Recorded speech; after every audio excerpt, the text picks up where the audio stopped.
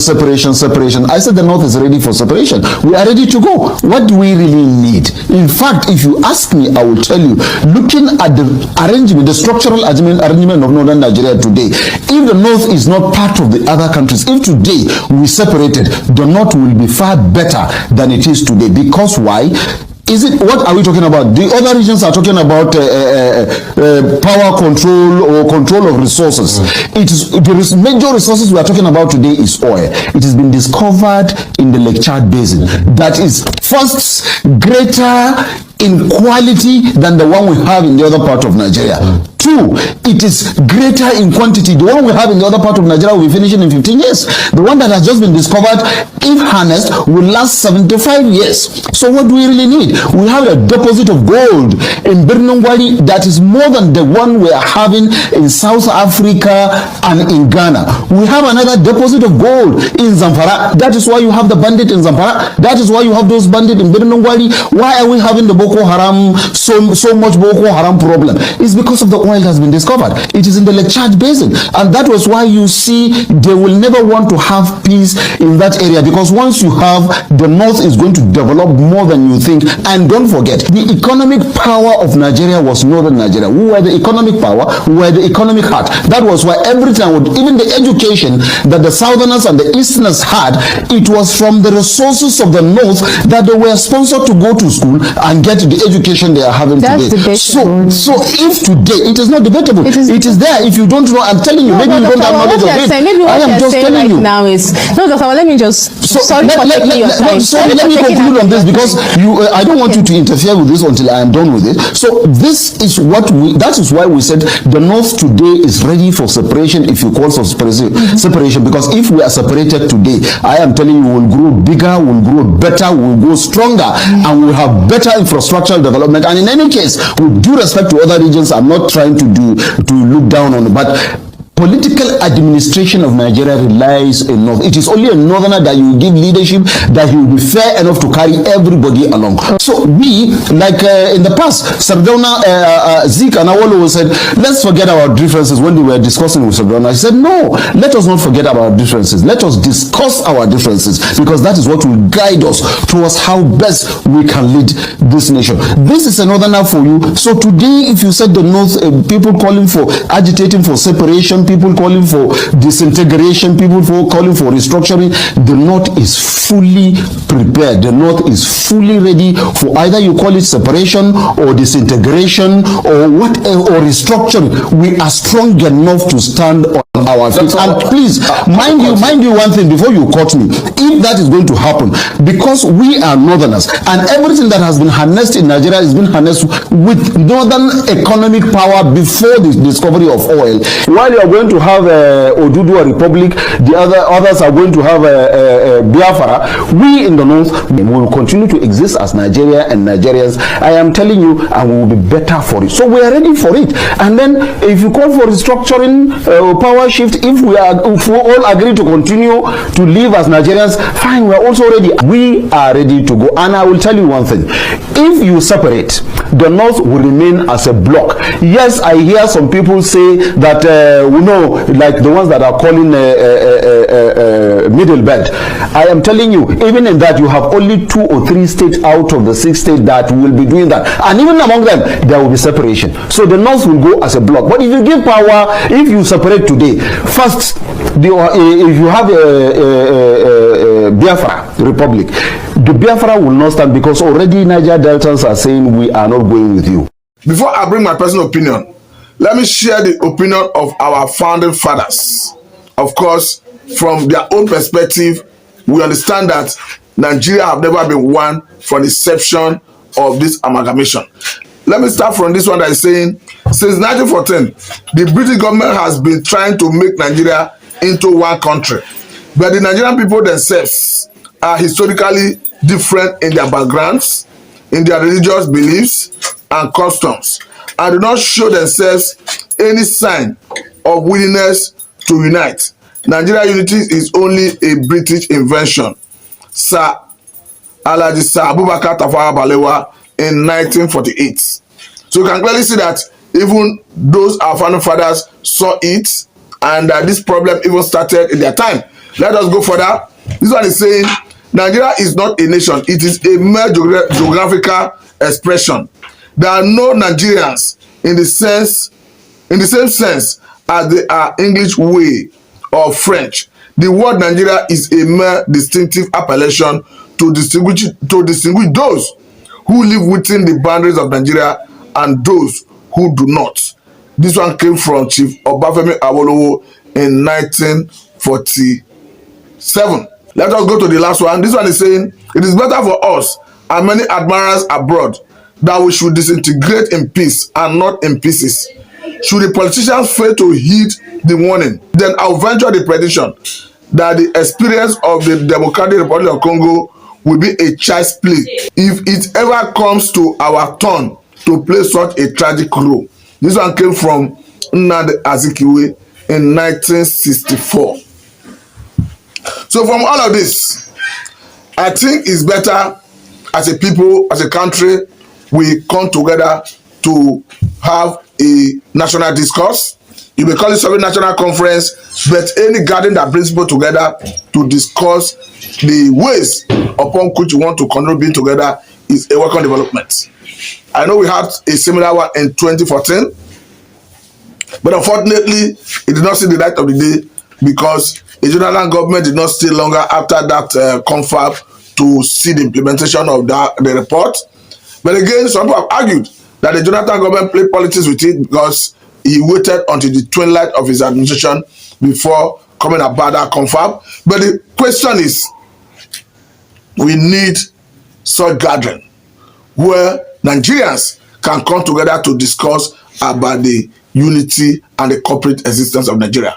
Because as we speak, we have seen instances where some states will be making effort to enact, of course, Hisbah-related bills, and we have seen that even as we speak, about 12 states operate Sharia law.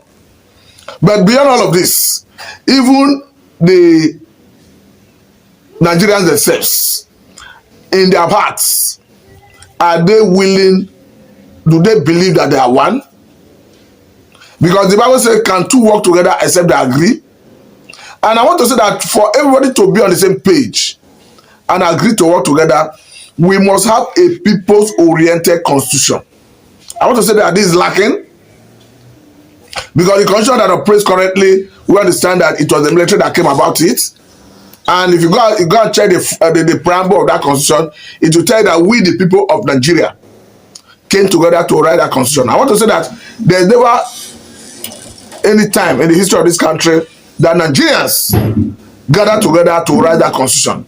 Rather, it was the military that came about that constitution.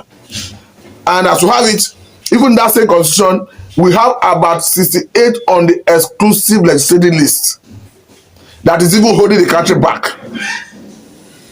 That if you even want to unbundle it, it becomes, it's like a Herculean task, considering the process of constitutional amendment. Because once the North is not comfortable with any amendment, they use their number in the National Assembly and the number of states they have to kill any genuine effort to address those issues. Because if you look at issue of security as we have it currently, it is on the exclusive legislative list. It goes to show that the State House of Assembly cannot legislate on it, apart from the National Assembly. And we have a situation where the governor will be going by the name of the governor and the chief security officer of his state. Yet, he do not command the security architecture in his state. So if the president is even coming about some level of security arrangement that gives the governor some leverage to have some level of security power, it's just like out of magnanimity. Because the constitution do not expressly give the governors the power to think out the security arrangement in the country. My own advocacy is not that we should jettison the current command and control of the security architecture, but if we unbundle the constitution to the extent that the State House of Assembly can legislate on the issues of security, so that we can start having state police, under the command and control of the state governors, running side by side with what we have currently, talking about the state police, the army, the DSS, Air Force. Of course, we understand that those ones are normally under the purview and control of the president, who goes by the name of the president and the commander of the armed forces. That one should be in place. But why not we have state police that can address this insecurity occasioned by Fulani militias?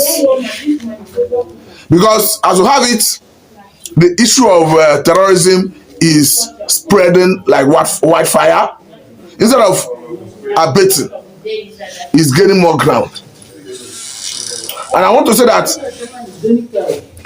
the way it stands, even if somebody should come and say,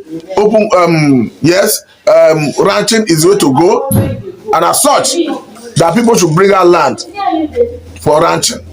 I want to say that it will be a Herculean task, almost an impossibility, for any community in the southern part of the country, I may not speak for the northern part of the country, to see that land for ranching, considering the perception they have or they hold about the Fulanis. And that perception did not come by imagination. It came as a result of the activities of the Fulanis over the years.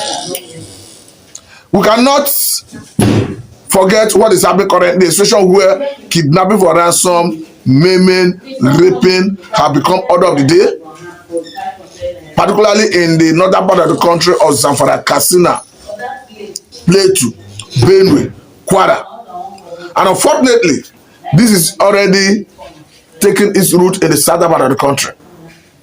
A situation where a monarch was adopted from his palace. A monarch there was an attempt to adopt a monarch from his palace in Ondo State, as it was reported that upon his resistance, he was disallowed. I think the same Ondo State, yes, the same Ondo State is where we recently saw, or rather read about, the burning down of a police station in our local government area. So the question is, the more you allow this to fester without addressing it, the more the problem escalates, the more it extends to other areas. That is why, as a people, as a country, we must come together, unite actively to address this. I keep saying it because I feel it cannot be overemphasized, that as a country, as a government, we must possess monopoly of coercive power to spot the bandits out of their hiding places, set them running, and bring them to justice. As far as I'm concerned, it's a legitimate thing to neutralize bandits, terrorists. It's a legitimate thing to arrest them, prosecute them, to act as deterrent to others, whichever come first. And again, I have to say that as a country, it doesn't make sense the government sharing monopoly of coercive power with non-state actors. It renders the country as a weak sovereign state. We must, as a country, be over and above what the bandits have capacity of doing. I must say it's unacceptable. Terrorists holding territories. Because if you begin to wonder, I mean to ask, what we are fighting in this country as a people is not an external aggression. You have a group of people who, for a reason best known to them, not justifiable anyway, have decided to take up arms against the sovereign state of Nigeria and are operating within the confines, within the sovereignty of Nigeria. Meaning, if they are drug people, they are not taking them outside the country, they are within the country. By the time negotiation is reached, ransom paid, they release those people, and they still continue existing in that country. A country where we have government. I must say that this is not acceptable. This is an affront, a very big insult on Nigerian sovereign states. That if this is not addressed, for me, I want to believe that it is making Nigeria a mocking nation in the community of nations.